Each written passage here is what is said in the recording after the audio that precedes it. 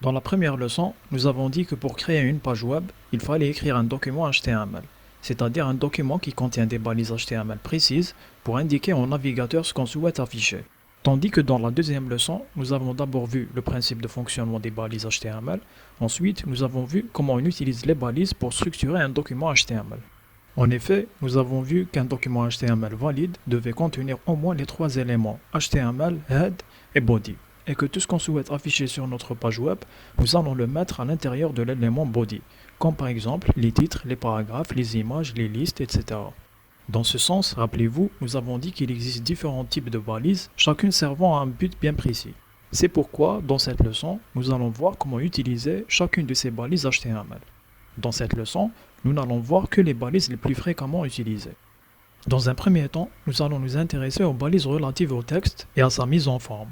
En effet, lorsque vous créez une page web, vous aurez souvent besoin d'insérer du texte. Naturellement, les textes sont toujours structurés sous forme de paragraphes. Prenons par exemple ce texte. Vous remarquerez que ce texte contient 3 paragraphes. En HTML, on utilise la balise P pour insérer un paragraphe. Donc, pour reproduire ces exemples, on doit insérer ceci dans notre page HTML, c'est-à-dire 3 éléments P, chacun contenant le paragraphe qu'on souhaite afficher. Et on obtient ce résultat dans le navigateur. Ce que vous devez savoir aussi, c'est que lorsque vous écrivez du texte dans votre code HTML et que vous faites des sauts de ligne comme ceci, le navigateur ne va pas reconnaître ces sauts de ligne et au lieu de ça, il affichera le texte en continu, jusqu'à la fermeture de l'élément paragraphe. En effet, vous remarquerez que pour le commencement du deuxième et du troisième paragraphe, le navigateur fera automatiquement des sauts de ligne. Et la raison à ceci, c'est que la balise P est de type bloc. En effet, rappelez-vous dans la précédente leçon, nous avions dit que tout élément bloc prendra toute la largeur de la page et provoquera automatiquement un saut de ligne après lui. Par contre, si pour une quelconque raison vous voudriez forcer le navigateur à faire des sauts de ligne, vous devez utiliser la balise autofermante BR à l'endroit où vous voudriez provoquer le saut de ligne, comme ceci, et vous obtiendrez le résultat suivant. Pour l'instant, ne vous souciez pas de la mise en forme, comme l'espacement, les marges, la police, les couleurs, etc. Car tout ceci se fait avec des pages de style CSS qu'on verra dans une autre leçon.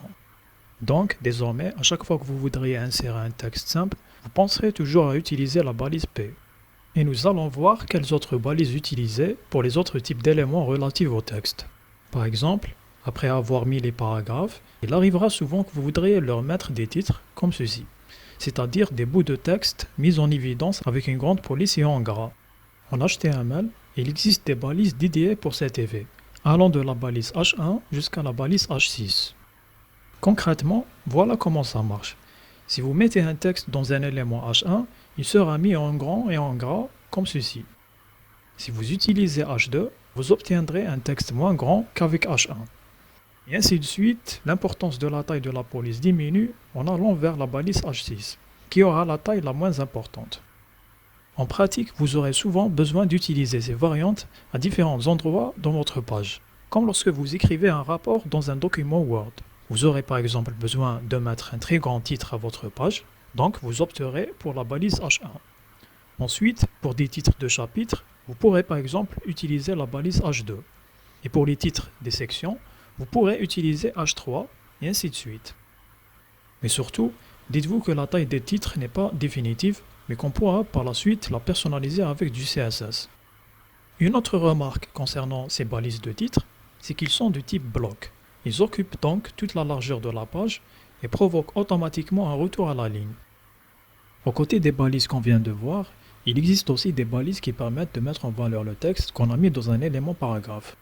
Par exemple, la balise strong peut être utilisée pour mettre un texte en gras, la balise E1 pour mettre un texte en italique, la balise small pour mettre un texte en petite taille, la balise sup pour mettre un texte en exposant et la balise sub pour mettre un texte en indice. Et il existe d'autres balises de mise en valeur du texte que vous pourrez découvrir par vous-même en allant sur ce lien. Ce qu'il faut savoir aussi, c'est que ces balises ne sont pas du type bloc, mais plutôt de type en ligne. C'est-à-dire, rappelez-vous, comme on l'avait dit, ils n'occupent que l'espace nécessaire à l'affichage du contenu et ne provoquent pas de retour à la ligne. Maintenant que nous savons comment insérer des paragraphes et des titres, nous allons nous intéresser à un autre type d'élément, qui est l'élément liste, et qui permet d'avoir un rendu comme celui-ci.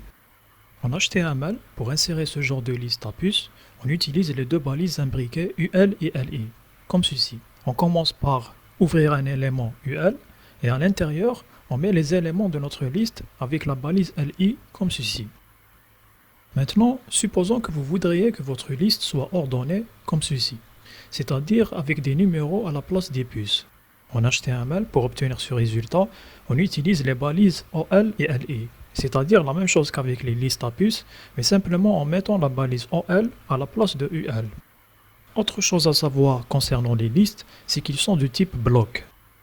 Donc pour résumer un peu cette première partie sur l'utilisation des balises HTML, nous avons abordé les balises relatives au texte et à sa mise en forme. En effet, nous avons dit que pour insérer des titres, nous avons les balises allant de H1 à H6 selon l'importance des titres. Et pour insérer des paragraphes, on utilise la balise P. Puis, nous avons vu quelques balises qui permettent de mettre en forme le texte. Et enfin, nous avons vu les balises qui permettent d'insérer du texte sous forme de liste. Dans les prochaines leçons, nous allons voir d'autres balises qui permettent d'insérer d'autres types d'éléments, comme les liens cliquables, les images, les tableaux, etc.